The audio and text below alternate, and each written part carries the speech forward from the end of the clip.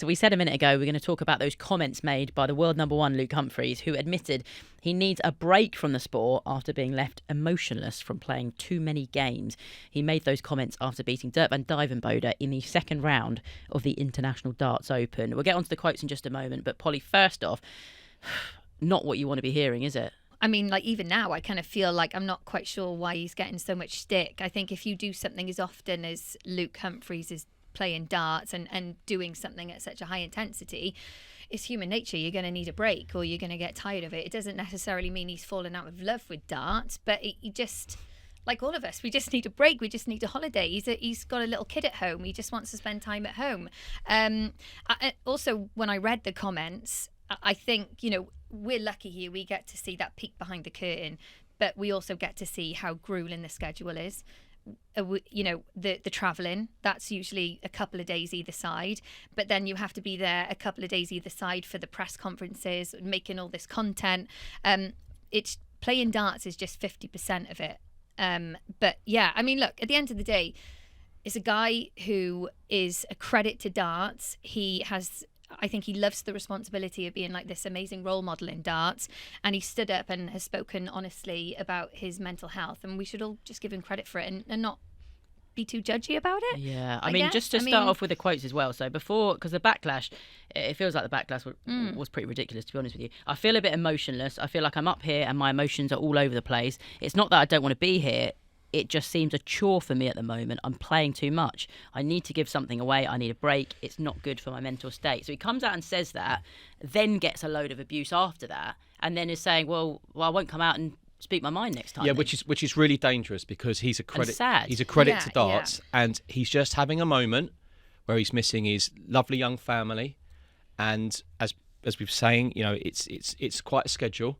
He's not for 1 minute thinking he knows how lucky he is to be in such a great sport at the moment, but the money's great. He knows this, but he's just having one of those nights because it is relentless, place to place, tournament to tournament. And what he has to do, he has to go home. And I messaged him because when I saw it, I didn't see the backlash. Obviously, the backlash came afterwards, but I saw the quote straight after the match. I said, "You okay?"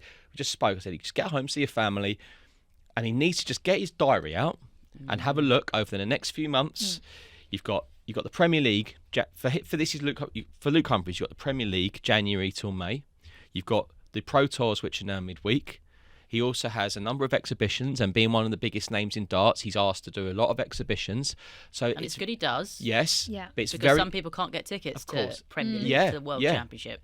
And I've seen him at exhibitions. He will speak to every single person, and he will give them the time of day, and he will give them a good amount of his time. He's a good lad. And if you asked Michael, what players do you want representing darts at Sports v Sports? What ones make you proud? He's one of them, right? And you know what, right?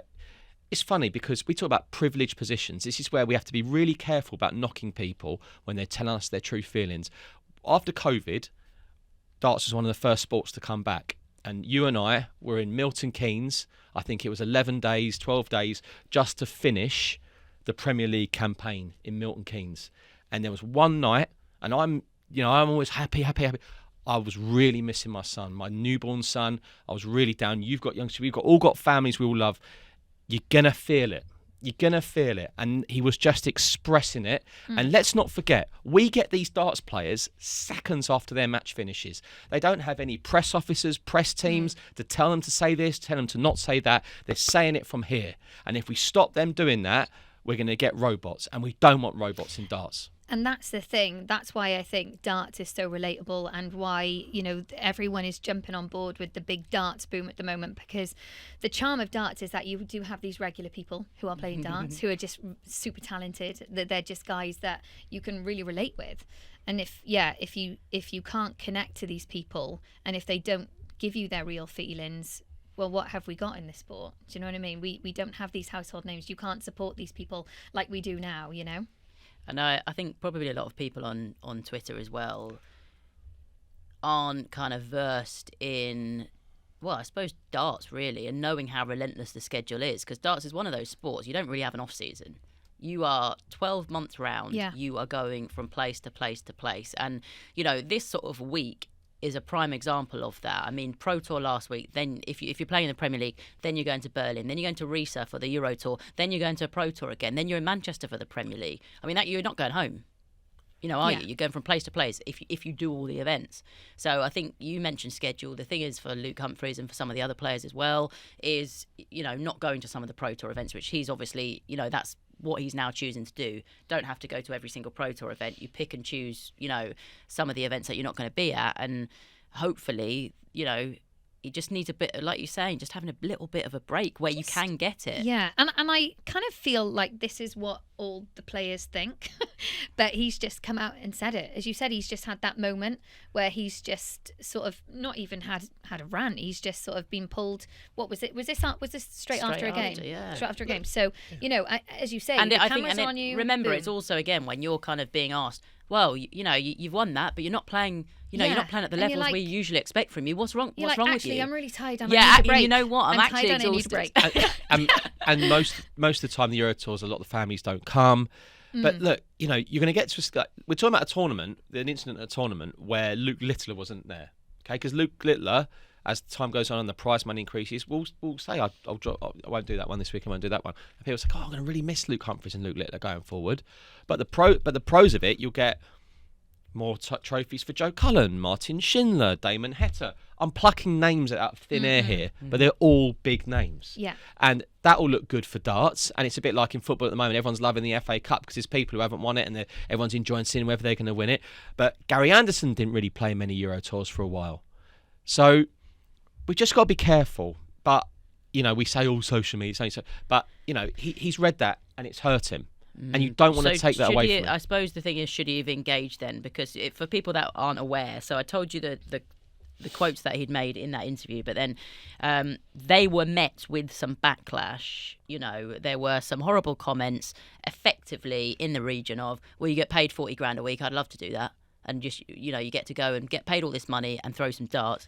And he responded to this saying, considering the comments, people not understanding what I meant, it will be the last time I ever confess my real feelings to the public. Everything I say or do just never seems to be good enough for anybody. As long as no one complains when we all give the same answers in interviews like robots and not our true feelings, then everyone, I guess, will be happy, or usually will still find a way to moan at us.